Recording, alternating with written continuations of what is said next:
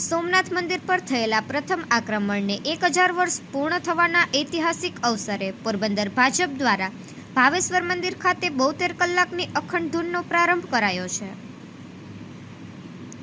પ્રદેશ ભાજપની સૂચના અનુસાર સોમનાથ મંદિર ઉપર થયેલા પ્રથમ આક્રમણને 1000 વર્ષ પૂર્ણ થવાના ઐતિહાસિક અવસરે પોરબંદર ભાજપ દ્વારા ભાવેશ્વર મહાદેવ મંદિરે 72 કલાકની અખંડ ધૂનનો ભવ્ય પ્રારંભ કરવામાં આવ્યો છે. આ કાર્યક્રમમાં મોટી સંખ્યામાં શ્રદ્ધાળુઓ, આગેવાનો અને કાર્યકરો ઉત્સાહભેર જોડાયા હતા. ધૂનના પ્રારંભ પ્રસંગે જિલ્લા ભાજપ પ્રમુખ ડોક્ટર ચેતનાબેન તિવારી તથા પૂર્વ કેબિનેટ મંત્રી બાબુભાઈ બોખીરિયાએ જણાવ્યું હતું કે સોમનાથ મંદિર પર છેલ્લા 1000 વર્ષોમાં વારંવાર થયેલા આક્રમણો સામે આપણા પૂર્વજોએ અડગ શ્રદ્ધા અને બલિદાન આપ્યું છે અને પેઢી દર પેઢી આ મહાન મંદિરનું પુનઃનિર્માણ કરી તેની ગૌરવગાથાને જીવંત રાખી છે.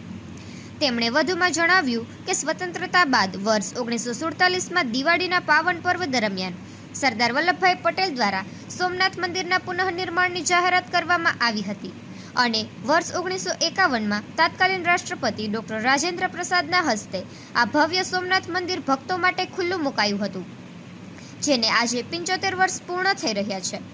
વર્ષ 2026 સોમનાથ મંદિરના ઇતિહાસમાં વિશેષ મહત્વ ધરાવે છે, કારણ કે જાન્યુઆરી 1026માં ગઝનીના મહમૂદ દ્વારા થયેલા પ્રથમ આક્રમણને આ વર્ષે 1000 વર્ષ પૂર્ણ થાય છે. અનેક આક્રમણો છતાં સોમનાથ મંદિર આજે પણ તેની ભવ્યતા અને આધ્યાત્મિક શક્તિ સાથે અડગ ઊભું છે.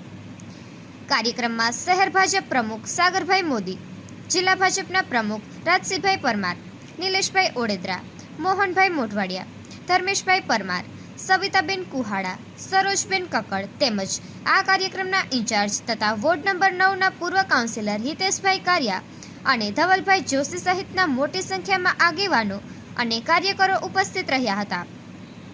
કાર્યક્રમ દરમિયાન 2 દિવસ સુધી 12 જ્યોતિર્લિંગના દર્શનનું પણ વિશેષ આયોજન કરવામાં આવ્યું છે. તમામ શ્રદ્ધાળુઓને આ પાવન કાર્યક્રમનો લાભ લેવા અપીલ કરવામાં આવી છે. સોમનાથ સ્વાભિમાન પર્વ અંતર્ગત ગ્રામ્ય વિસ્તારમાં પણ 2 સ્થળોએ 72 કલાકની અખંડ ધૂન શરૂ કરવામાં આવી છે, જેમાં કુતિયાણામાં ગોકર્ણ મહાદેવ મંદિરે તેમજ રાણાવાવમાં બિલેશ્વર મહાદેવ મંદિર ખાતે ધૂનમાં ગ્રામ્ય વિસ્તારના લોકો મોટી સંખ્યામાં જોડાયા છે. પોરબંદર જિલ્લા ભાજપ પ્રમુખ ડોક્ટર ચેતનાબેન તિવારી સહિત ભારતીય જનતા પાર્ટીના આગેવાનો પણ આ ધૂનમાં જોડાયા છે. નિપુલ પોપટ, પોરબંદર ટાઈમ્સ.